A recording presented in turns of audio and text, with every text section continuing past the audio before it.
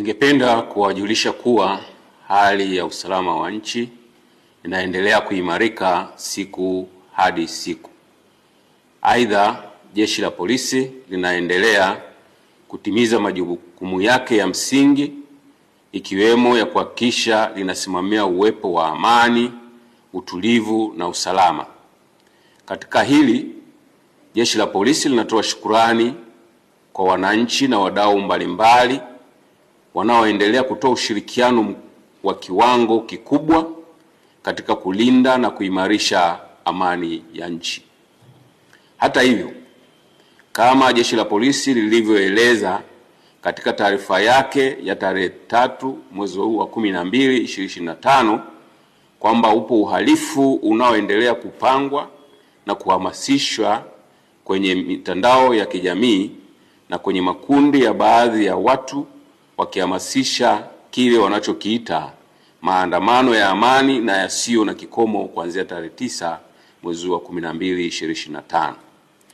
Jeshi la Polisi kwa kushirikiana na vyombo vingine vya ulinzi na usalama vinaendelea kuchukua hatua stahiki dhidi ya uhalifu huo unaopangwa, hivi wananchi msiwe na hofu.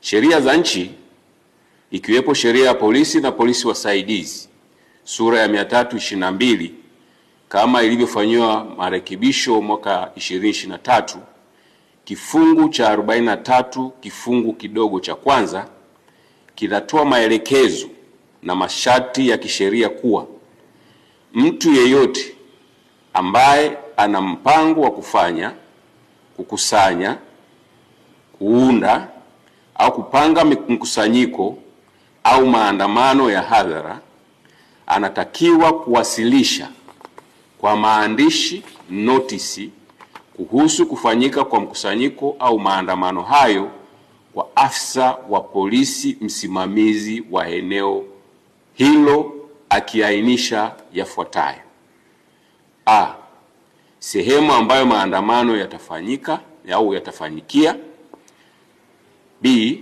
muda yatakapofanyika; C, madhumuni ya maandamano hayo; na D, maelezo mengine kama waziri atakavyotangaza kwa notisi mara kwa mara kwenye gazeti la serikali.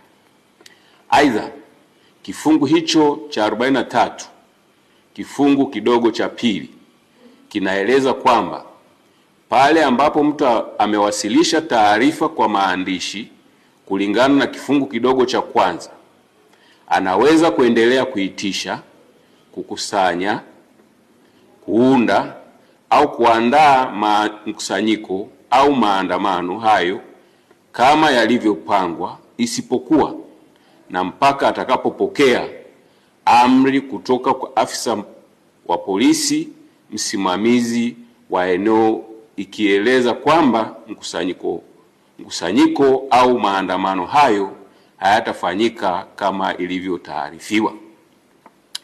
Kifungu cha 43 kifungu kidogo cha tatu kinaeleza kwamba afisa wa polisi ambaye taarifa imewasilishwa kwake kulingana na kifungu kidogo cha kwanza hatatoa amri ya kusitisha chini ya kifungu kidogo cha pili kulingana na taarifa iliyowasilishwa, isipokuwa ameridhika kwamba kufanyika kwa mkusanyiko au maandamano hayo kuna uwezekano wa kusababisha kuvunjika kwa amani au kuathiri usalama wa taifa au kudumisha amri kwa umma au kutumika kwa madhumuni au dhumuni lolote lisilokuwa halali.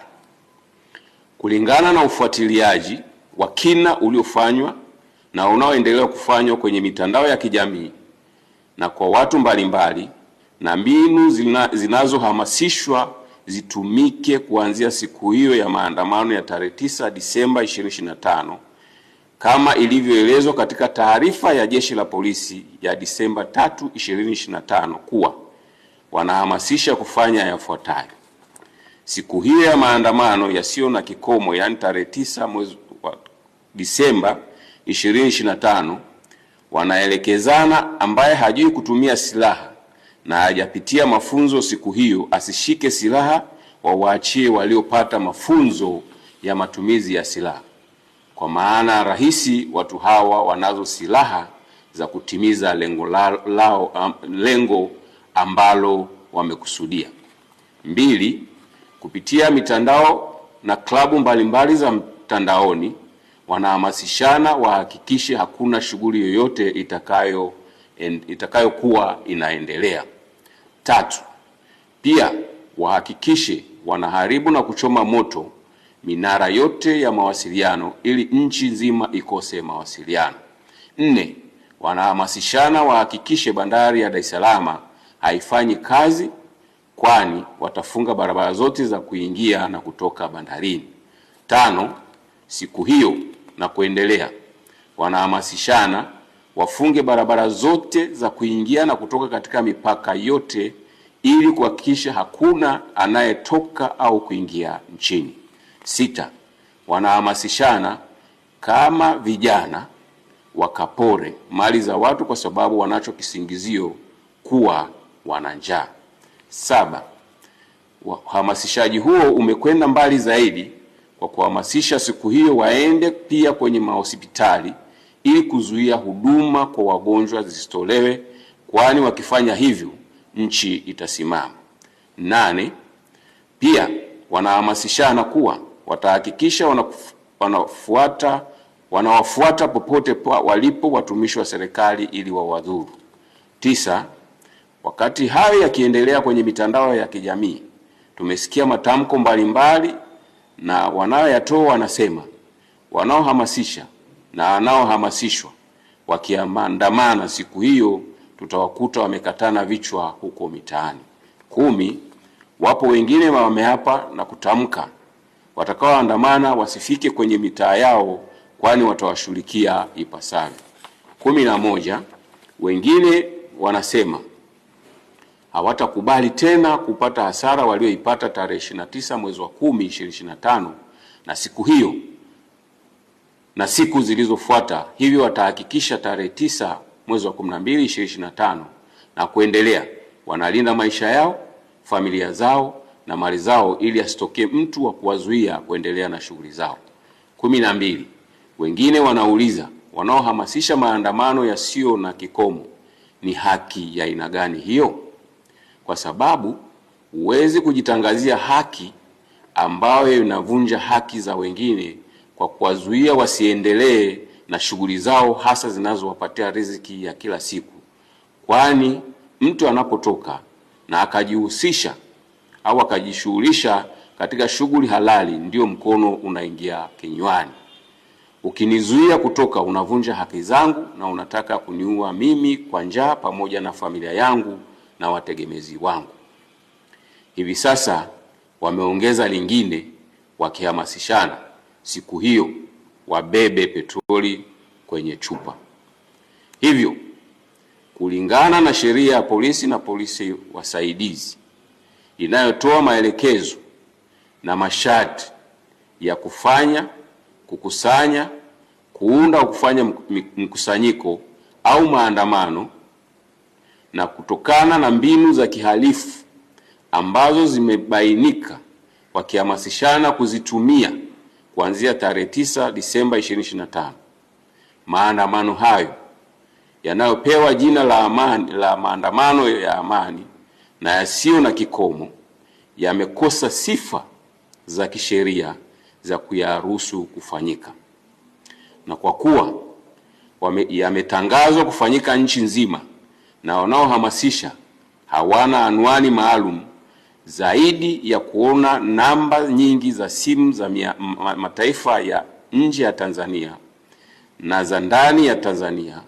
akaunti za mitandaoni za nje na ndani ya nchi ambapo wamiliki wake ndio wanaohamasisha maandamano hayo, na kwa kuwa hakuna barua yoyote iliyofikishwa au kupokelewa na ofisi yoyote ile ya mkuu wa polisi wilaya hapa nchini ya kutoa taarifa ya kufanyika maandamano hayo hadi leo, Jeshi la Polisi linapiga marufuku maandamano hayo yaliyopewa jina la maandamano ya amani yasiyo na kikomo yasifanyike.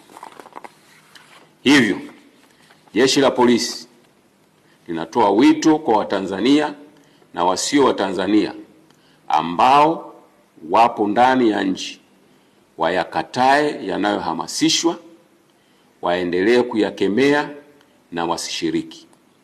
Aidha, Jeshi la Polisi linatoa wito kwa Watanzania wote pale watakapoona jambo lolote lisilo la kawaida au lenye viashiria vya kiuhalifu au la kuhatarisha amani na usalama wa nchi yetu, wasisite kutoa taarifa kupitia simu namba 111 112 0699 998899 au 0787 66 83 06 au kwa ujumbe kupitia kiunganishi cha mfumo wa kutoa taarifa, yani taarifa.tpf.go.tz.